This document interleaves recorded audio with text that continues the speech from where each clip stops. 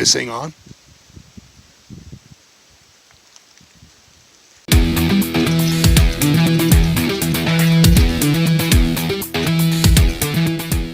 Hello! Welcome to a rare and sunny, beautiful day in Northeast PA. Today, we're up here at beautiful Moon Lake Recreation Area, and I want to show you my drone. It's a Hubsan X4 Desire. So, let's get right into it. So, what comes in the box? Well, let's take a look.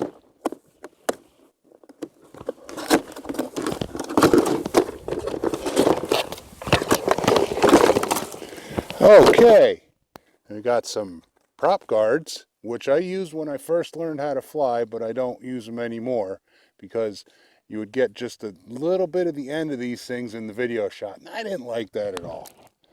Get some spare props, which come in handy in case you're not a good flyer. Get your battery charger, which is just simply USB on one side, and it plugs into the balance port on the back of the battery. Get some extra screws for the props. You get some disclaimer warning, don't need those. Of course, you get the drone, you get a battery, you get a transmitter. And the one thing I don't have here today is this actually has a sunscreen to go around it so you can see the screen on a better day. The screen is actually built right into the transmitter, and it's actually pretty cool. It gives you all kinds of telemetry, how high you are, how far you are, how many satellites the transmitter has, how many satellites the drone has. It tells you battery level for both the drone and the transmitter. Now the transmitter also has a little switch here you can flip for return to home, which is a good thing if you're in an open field, but in a place like this I don't know if I'd try it because it doesn't have obstacle warning.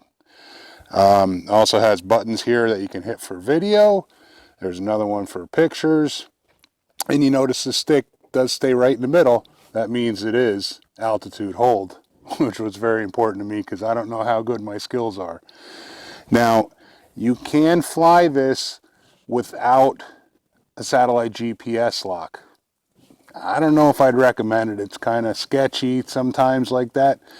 To get flying in GPS mode, both the transmitter and the drone require 6 satellites to be locked on. And does have trim functions. Both the drone and the receiver have rechargeable batteries, which is cool. The only thing I would recommend is get yourself an extra battery. Now, I've seen these on Amazon where the whole kit comes with 2 batteries, whereas when I got mine it only came with 1. Because it is kind of a small battery. It's a 7.4 volt, 610 milliamp hour battery, and I don't even know if I've gotten quite 10 minutes out of it, especially when filming. But I know what you're all here for. You all want to see how this thing flies and what the videos and pictures look like. So, well, without further ado, let's get this thing in the air. Well, now that I look like some freakish sci-fi unicorn, let's get this thing in the air and see how she does. Now, I've had it turned on for a little while now, so my drone actually has a lock on 10 satellites, and the transmitter has a lock on 5. So we're going to go ahead and see if we can take off now, because we're not going to use the return to home or anything anyway. I'm going to go ahead and I'm going to hit the video button first. And to start this, it's just both sticks down and out, and there go the motors. And just give it a little juice to pick it up.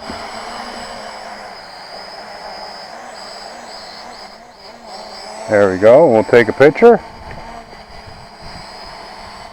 Okay. Take her up. Yeah, she's actually a pretty good flyer too. It's not the most stable thing in the world, but for the price point, you can't go wrong with this thing. And I'm getting a readout on here on the monitor telling me how high and how far I am. And I'm getting pretty good feed from the camera. I mean, it's definitely not a $1,000 drone or anything, but to get involved in the sport, it's a great start. There you go. Now the GPS clicks on and she hovers pretty nicely, and it is a little bit of a breezy day, so it's going to move around a little bit on you. But we can get some nice video footage. Now we'll go ahead and we'll slowly yaw it around. You know, we can get our 360-degree panoramic view out of it. She's a nice flyer. We'll take it up a little bit higher. I don't know how much you guys are going to be able to see of this, but I'm showing 25 meters high already. And sitting pretty steady, even in the breeze here. You know, a little bit of floating around, but not too much. You know, and I basically got this for when I go to the moto races, and I'm pretty much going to be in one spot, just a little bit of moving around. And like I said, I paid, I believe it was about $120 for this. For the price that I paid for this and the performance of it, I'm pretty well tickled pink. So let's bring her down now. And I'll see how good I am and see if I can land it on the table where I took off from. Should be a challenge because it's starting to get a little breezier out now. Yeah. Bring it down a little bit more. And like I said, for what this is, it's a real stable flyer. And it performs well. The video is good. You'll see that in the video. I'm not going to edit any of the colors on the video so you can see exactly what this thing does. Oh, look at that. Right back on the table. A little hang there, but not too bad for an amateur. So I'm going to have this thing linked in the box down below with my Amazon affiliate link. If you're interested, go and take a look at it. Like I said, it's a great way to get involved in the hobby, and you're not spending a lot of money, and I think you're getting a pretty good package for the price. I did that video yesterday on my drone, the X4 Desire from Hubsan. Well, I went to start editing the video and I realized I forgot one important thing.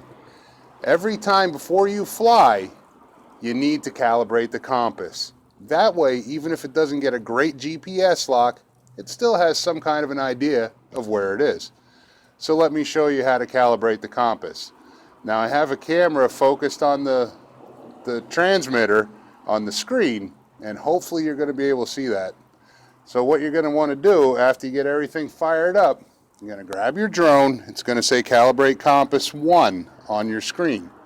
So what you're going to do is take it flat and rotate it clockwise until that message changes to calibrate compass 2. And it should be coming up soon. Alright, it says calibrate compass 2 now. So what you're going to do is you're going to take your drone, repeat the same process, but you're going to have the drone facing camera down. And you're going to rotate that around until the message calibrate compass 2 disappears from your screen. And there we go, we're all set, all ready to fly.